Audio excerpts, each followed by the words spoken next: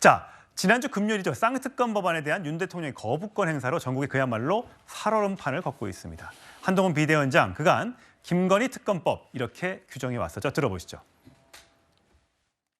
수사 상황을 생중계하게 되어 있는 독소 조항까지 들어있죠. 무엇보다 다음 총선에서 민주당이 원하는 선전선동을 하기 좋게 시점을 특정해서 만들어진 악법입니다.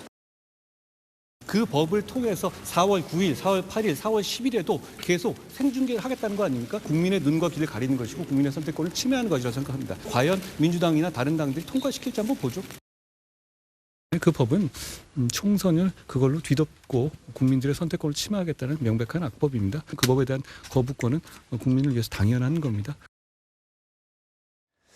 자, 이 민주당에서는 어떤 반응인지 제가 또 한번 볼 텐데, 자, 이 얘기는 잠시 후에 하고요. 민주당에서는 특검 거부 규탄 대회를 열었습니다. 그 목소리도 보고 오시죠.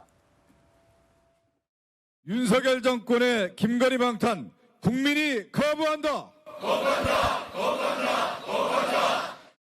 민생과 경제, 국가적 사안에 대한 관심이 없고 오직 대통령 본인과 자신의 배우자 김건희 여사를 지키기 위한 방탄 국무회의로서 전락시켜버린 겁니다. 왜 거부하십니까? 죄가 있었습니까? 아니면 나가는 게 부끄럽습니까?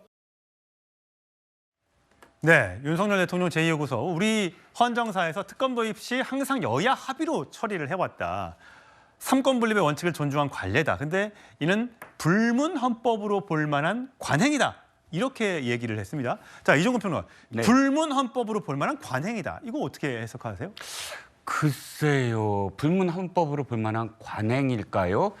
저는 이것을 이렇게 이야기하려면 노무현 대통령 시절에 2003년입니다. 당시에 노무현 대통령이 국무회의에서 직접 거부권을 행사하면서 한 발언에 대해서 당시에 박범계 비서관부터 출발해서 지금 민주당의 많은 의원들이 그때 당시에 청와대에 있었거든요. 그때 노무현 대통령이 어떤 법안을 지금 거부를 했냐면 자신의 최측근들, 최도술 자신이 부산 캠프 시절에 회계 책임자였던 지금 당시에 부속실장, 총무비서관이었고요. 또 양길승 부속실장, 그다음에 이광재 전 의원, 굉장히 정말 오른팔 중에 왼팔 그러면 안 되겠죠. 네. 가장 측근이라고 할 수 있는 전 의원 이 세 사람이 써낸문 등 SK 등 부산 건설업자 등으로부터 받은 수십억 원의 그런 뇌물 혐의 때문에 3당이 다 합의를 봐서 국회의 3분의 2의 의원이 지금 합의를 보고 찬성을 해서 넘긴 법안이거든요. 이렇게 얘기합니다.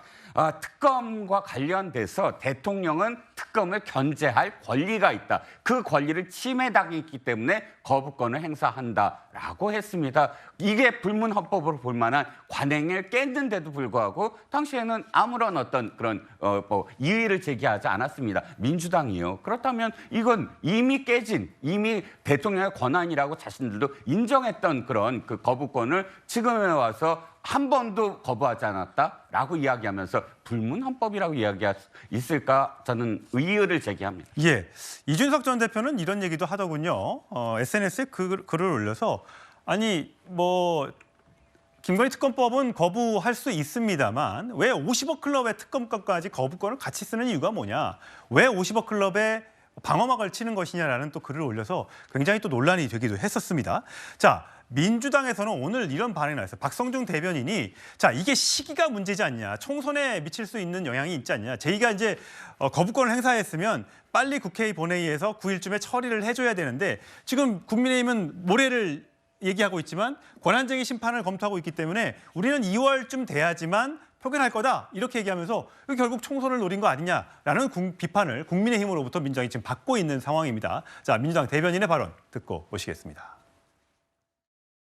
김건희 특검법에 거부권을 행사한 대통령실이 엉뚱하게 제2부속실 설치를 추진해 국민의 시선을 돌리려고 합니다. 국민이 김건희 여사를 둘러싼 주가 조작 의혹을 규명하라고 했지 언제 김 여사를 제대로 보좌하라고 했습니까? 대통령실의 동문서답에 기가 막힐 따름입니다. 김건희 특검을 요구하는 국민의 시선을 돌리려는 시도 같은데 양두구육도 정도가 있습니다.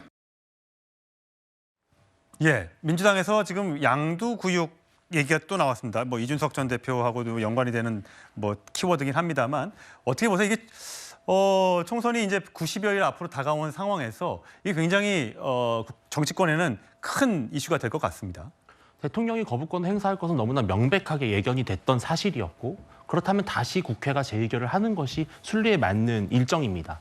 그런데 갑자기 대통령이 헌법상 고유 권한인 거부권을 행사한 것을 두고 권한쟁의 심판을 청구한다는 것은 그것은 다분히 이 정말 권한이 적법한 것인지를 따진다는 의도보다는 이 권한쟁의 심판 청구를 하고 이것을 정상적으로 심판을 하는 과정에서 최소한 한두 달 정도의 시간을 끌어서 결국엔 재의결 시점을 2월 말, 3월 초, 3월 중순까지 한껏 끌어올리겠다라는 의도로밖에 보이지 않기 때문에 이것은 국민의힘에서 말하는 이런 총선을 앞두고 유리한 시점을 확보하려고 하는 것이다라는 의심을 좀 지우기가 어려운 것 같습니다. 예, 박원석 대표님.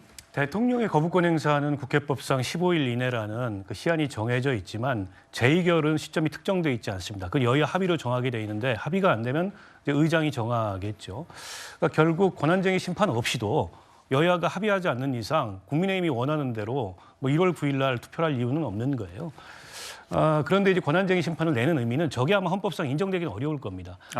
그러나 이 특검법 논의가 지금까지 오는 과정에서 결국에 지금 정부 여당 대통령실이 다 나서가지고 결국에 대통령의 특수관계인인 그 영부인의 방탄을 하고 있는 거 아니냐. 그에 대한 일종의 항의성 차원에서 권한쟁의 심판을 내는 거라고 볼 수 있을 것 같고요.